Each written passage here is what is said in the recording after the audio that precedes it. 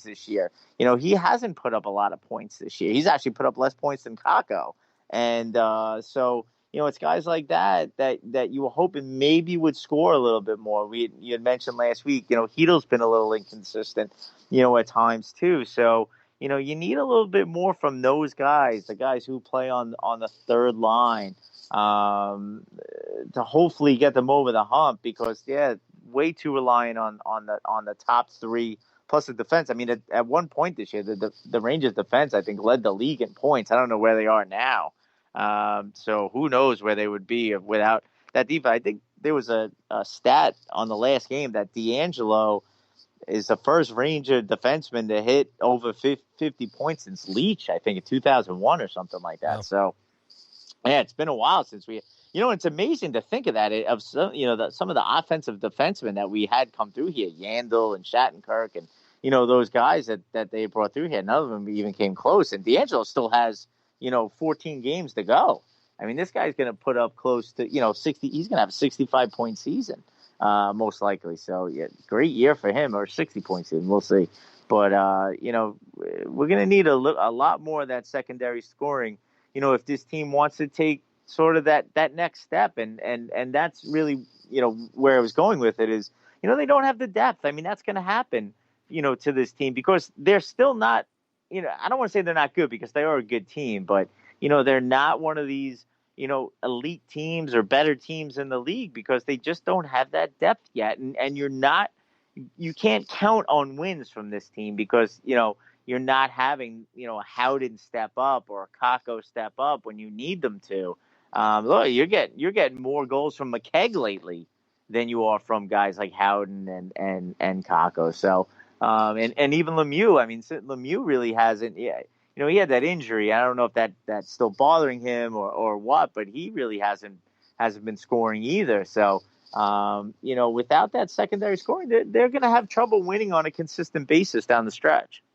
Yeah, no doubt about it. I mean, your top three guys are getting the weight of the ice time as far as Zibanejad, Panarin, and Strome are there. And, your boy McKegg only got 8 minutes the other night as far as the Devils game is concerned. So, yeah, I don't know. Like I said, it's tough to get – I'm not mad, KD. I'm not really angry. We can't be mad. I know. You can't be mad. I mean, they are where they are right now, which is great. And like I said, we're getting these great. We had this great moment on Thursday, and I think we'll have more of it. But if we're looking at things realistically, there's holes in this team that need to be addressed in the offseason. Yeah, and I think we're just it's just the shell shock of getting a little spoiled when we talk about the talent on this team, and when it does gel, and when they do get a flow, and the system is rolling, and we all got caught up on. Me the last couple of weeks. I mean, I went from it's not about wins and losses to it's only about wins and losses. So look, that's what again. I'll say it all the time. That's what this is about. This is what we're supposed to do. We're fans. We're supposed to get caught up in it. We're supposed to believe that suddenly we went from a team that's rebuilding to we're the favorites to win the cup now. I mean, that's what I don't know who said that. Okay. Did you say that? No. What episode was that, buddy? Who knows? I got caught up in the euphoria of it, so who knows what I said? But this White Claw just get but. Yeah, well, I mean, this is I guess the cool thing. This is what we got to look at, and we sit back and they got another road trip here. They did pretty good last time they were on the road too. So except against Philly, but they got a chance here to kind of gel and get a couple of days off and get out east. I mean, get out west, obviously here, and they definitely have a good couple of teams to go up against, and we'll get to see it. It's nice sometimes to get out of your conference and go mix it up with some of the other guys on the west side, and they've all got different setups and points situations that they've got to kind of deal with. So it kind of gives you us a chance to kind of see what they got going against the Western Conference here and these three teams coming up. And then it's going to get a little fun here when they come back. With those two games against Pittsburgh, and Pittsburgh, man, was really struggling there. I'm not sure what they did last game or two, but I know they had lost 6 in a row, and they got back into it. So. We'll see what happens. So let's turn back to Shesty now as far as do you think it was too soon for him to come back? I mean, obviously as far as the coaching staff and the training staff, no, and he's getting the nod again, I believe, on Dallas. So, I mean, what'd you see from him? I mean, was there anything that you really kind of saw that? I mean, what can you really comment on it? I guess. I mean, I'm at a loss of words here, KD, because Shesty getting the start. He comes back from the injury. More power to him. I think he surprised everybody coming back as early as he did. That kind of a game at home. I mean, you just chalk it up. I mean, he's coming back. He'll probably maybe he'll just have a great week this week.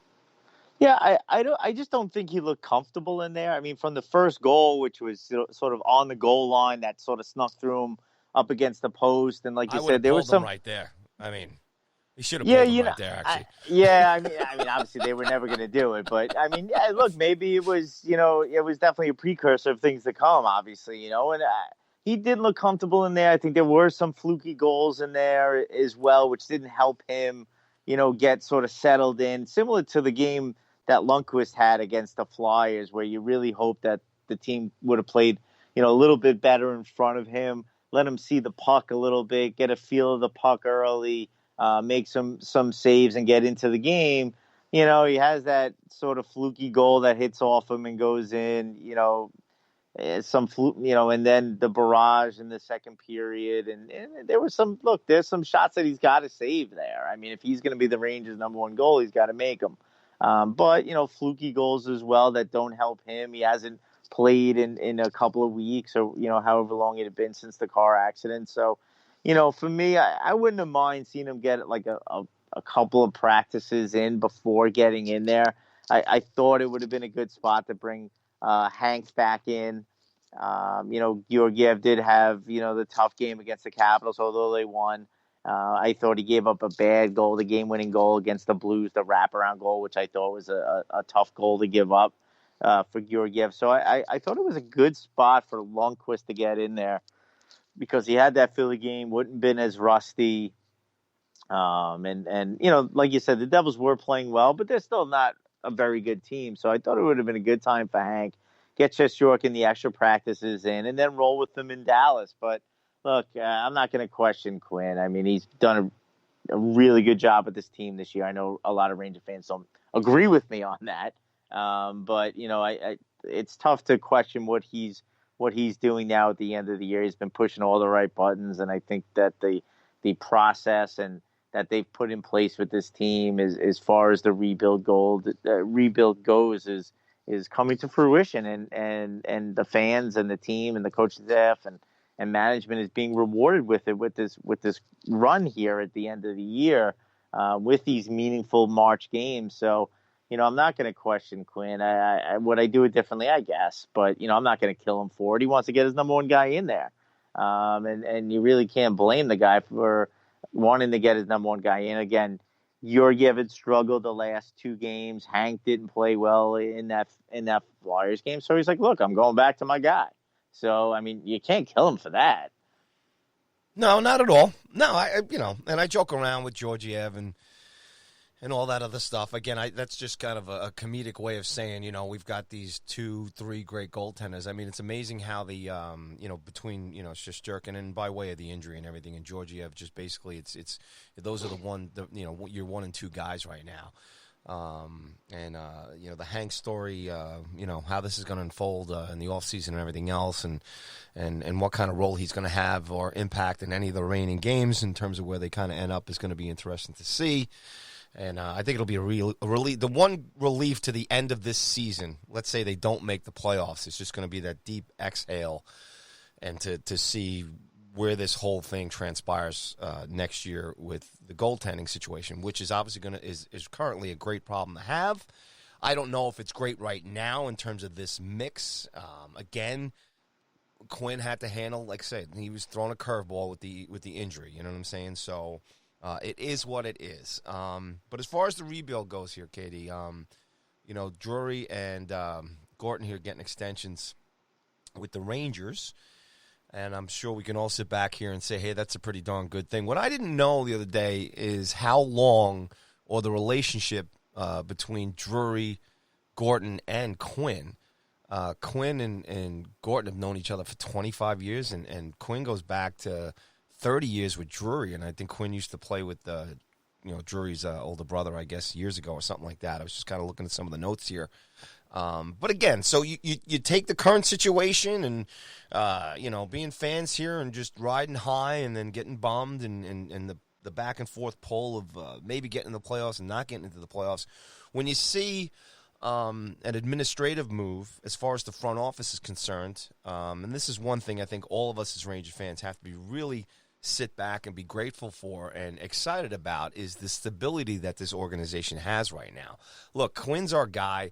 Now, like I said, reading about the relationships between these three guys here too, and JD, obviously, like I said, he's definitely going to be a guy here who's going to give Quinn his opportunity as long as he can.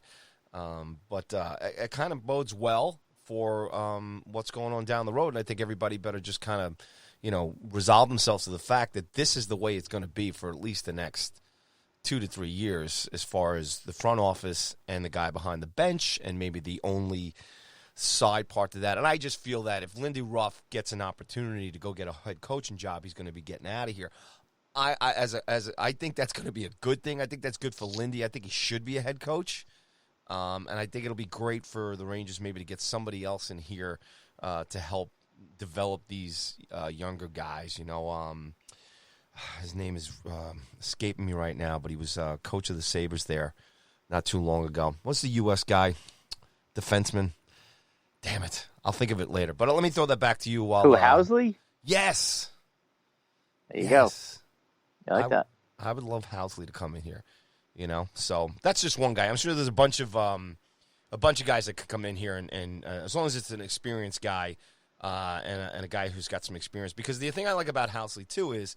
Housley coached the juniors team, and I'm pretty sure they won with Housley when he was coaching. So he's got great experience with the kids and everything else. So that's a guy I would love to see come in here, and maybe that'll be something that'll happen there. Maybe because I know through the Buffalo Sabres organization and everything else, maybe there's a connection there. But and I'm not sure what Housley's doing right now. Forgive me, anybody who's out there and knows where everybody is right now, and you can hit me up and tell me I'm an idiot, but I haven't looked. But that's a guy I'd like to see come in here, and that's the offseason. But anyway, I rambled on here. You're taking the extension and the relationship that I just brought up between those three guys, and like I said, forget about the current situation right now. We've all got to be excited about the future and definitely the stability in the front office. Yeah, I mean, obviously well-deserved for Gorton and Drury. I mean, it really started, obviously, with the letter to make that decision, to say, look, we need to break this thing down and build it back up. And he's turned this into his team.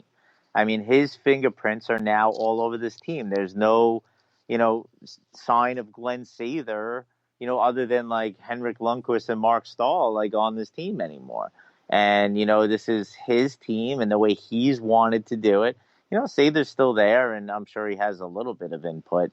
But, this is Gordon's, train, and, he's the conductor right now, and he's doing a great job. He's made some, tough decisions with popular players.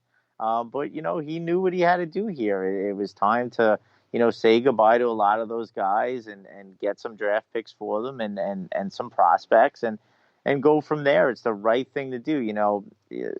Under Sather's sort of regime, went from crazy spending to, bringing in all these, high price guys and giving up a lot of first round draft picks to keep, the winning going over that sort of decade plus of success that they had. That led to, a Stanley Cup Finals, a couple of conference finals appearances, and it was all great, but it left the cupboard pretty bare. If you look down at Hartford, I mean, Hartford turned into a train wreck. I mean, the last 4 years down in Hartford, they didn't even make the playoffs. 2 of those years, they were in last place. And if you look at what's going on down there this year, they were in first place for most of the year. I mean, unfortunately for them, they lost Shorkin.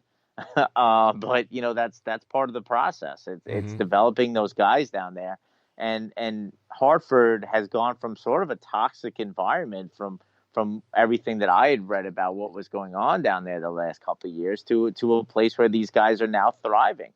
I mean, Hedo went down there and figured it out. Lindgren was down there and came up right away. You're seeing Kravtsov go back down there after he had his issues. He's back down there, and now he's succeeding again.